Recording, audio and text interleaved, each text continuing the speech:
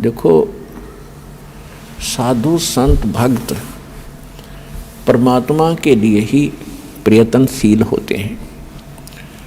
जो भक्त हैं उनको भी भगवान की तलाश है, इसलिए वो किसी गुरु के पास गए हैं। और गुरु जो पद पे प्राप्त बैठा है वो भी तो भगवान के लिए ही घर से निकला है, उसने प्रयत्न प्रारंभ किए हैं तो परमात्मा के लिए किए हैं। आज ठीक है वो गुरु पद पर बैठ गया और बहुत से यशस्वी हो गए हैं, तो उसने पुनः विचार करना पड़ेगा, क्योंकि उसको परमात्मा की आवश्यकता है।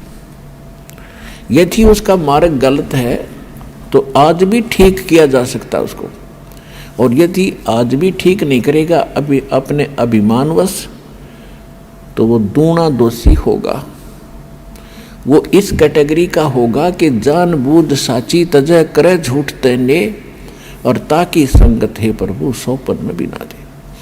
वो कृतघ्नी व्यक्ति होगा, चाहे वैसे गुरु बना बैठा है, जिसको ये पता लग गया तेरा ज्ञान गलत, तेरा नाम गलत, तेरी साधना गलत, और वो फिर भी हार मानने को स्वीकार तैयार नहीं है, यानी फिर भी ये नहीं कहता अपने शिष्यों को कि अभी मेरा मार्ग गलत है, तो वो कृतघ्नी प्राणी बताया है। उसके विषय में कहा है कि जानबूझ साची तजय और करे झूठ तने, और ताकि संगत है प्रभु स्वप्न में भी नहीं दे। इसे नालायक आदमी की तो सपने में भी भेंट नहीं होनी चाहिए इसके साथ। और जो उनके फंसे बैठे हैं भोली श्रद्धालु, अब उन्होंने स्वयं सोचना पड़ेगा। अगर वो गुरु होगा और भगवान की खोज में होगा तो पहले वो कहेगा अपने शिष्यों को, क्योंकि जो दास ज्ञान देता है सबसे पहले खटक उन गुरुओं को लगती है, क्योंकि उनके विषय में बोला जा रहा है कि उसका ज्ञान गलत, राधा स्वामी पंथ का ज्ञान गलत, उनके नाम गलत, उनकी साधना गलत। धन धन सतगुरु सच्चा सौदा सिरसा और जगमाल वाले के बारे में कहा जा रहा है, उनका नाम गलत, उनका ज्ञान गलत, उनकी भक्ति गलत, उनका रास्ता गलत। और जितने भी ये ब्रह्मा विष्णु महेश के पुजारी, आसाराम सुधांशु जी, ये कुमार स्वामी, ये इनका सारा मार्ग गलत, और ये तीन देव की भक्ति करते हैं, इनमें जीव का मोक्ष नहीं।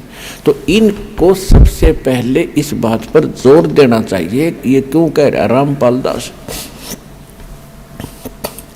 इसका उद्देश्य क्या है? कम से कम उद्देश्य जानकर हमारे सदग्रंथों को, लिटरेचर को पढ़ रहे ये संत दास की उनसे विनम्र प्रार्थना है, उनका भी जीव रक्षा होगी। उनके अंतर्गत जो भोले श्रद्धालु फंसे पड़े हैं उनको संत मान के, संत वही होता है जिसके पास पूर्ण ज्ञान हो और साधना ठीक है, नहीं तो भक्त नहीं है, ना वो गुरु है। वो तो एक अपना जीवन नाश कर रहे हैं। तो उनसे दास उनके हित के लिए कह रहा है। जैसे कोई रास्ते में जा रहा है और काफ़ी लंबे सफ़र पर पहुंच गया और वहाँ उसको कोई टोक रहा है, कहाँ जा रहे हो भाई? तो उस स्थान का नाम बताते हैं और वहाँ कोई व्यक्ति खड़ा है और वो कहता है ये रास्ता ठीक नहीं है आपका, आप बहुत गलत जा रहे हो। तो उस व्यक्ति को क्या करना चाहिए? 1, 2, 4 और से सलाह लेनी चाहिए, भी सचमुच मैं जा रहा हूँ, ये मार्ग ठीक है कि नहीं। और उसके साथ झगड़ने लग जा कि तू क्यों बोल रहा है मेरे मार्ग को गलत, तूने कैसे बता दिया गलत? तो ये बुद्धिमान का काम नहीं, ये तो महान नीच व्यक्ति करता है ऐसा व्यवहार। कोई कहता है भी तेरा रास्ता ठीक नहीं, तो उसने धन्यवाद करना चाहिए उसका और सोचना चाहिए भी बता कैसे गलत जा रहा हूँ, मेरा विश्वास दृढ़ कर कि मैं गलत जा रहा हूँ। तो और नहीं तो मैप हमारे पास है, उस नक्शे को, उस मानचित्र को सामने धर ले और भाई तू यहाँ खड़ा है, ये शहर है और आप जा रहे हो दिल्ली, और आप इशार से चल के आगे सिरसा, ये सिरसा यहाँ पर है और दिल्ली इधर है, तेरा मार्ग इसलिए गलत है। तो फिर उसने पुनर्विचार करना चाहिए। तो हमारे जो सदग्रंथ हैं ये हमारा मानचित्र है, ये हमारा गाइड है।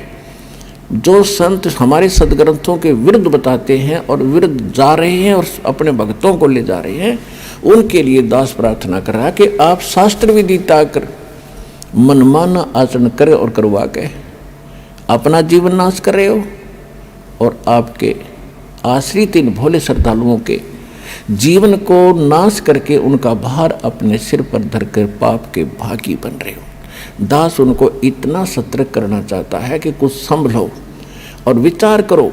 ये मैप तुम्हें नहीं देखने आते हैं तो दास ने कति क्लियर कर रखा है। इन सदग्रंथों को दास ने कति निष्कर्ष निकाल कर सत्संग कर रखे। इनको संत भी सुने, उनके चेले भी सुने, अगर उनका समझ में आओ तो ग्रहण करें, ना कोई जोर जबरदस्ती नहीं। वैसे ही किसी के साथ झगड़ा कर लेते हैं, तुमने ऐसे गलत क्यों कह दिया, पहले देखो गलत क्यों कहा। तो ये तो एक सभ्यता, एक नेक व्यक्ति के लक्षण। और एक बेमतलब उसको सच्चा रास्ता दिखावे, उसके भले में कहे, उसके साथ वो झगड़ा करता है तो कहते हैं कहे भली माने बुरी। और यही परीक्षा नीच आदमी की यही परीक्षा होती है कि उसके भले की कहेंगे तो उसको हानि करता है। कबीर साहब कहते हैं कि साच कहूं तो जग नहीं माने और झूठा जगपतियासी। अगर साच कहूं तो इस जग नहीं मानता, इन झूठों की बात पर विश्वास किए बैठे हैं।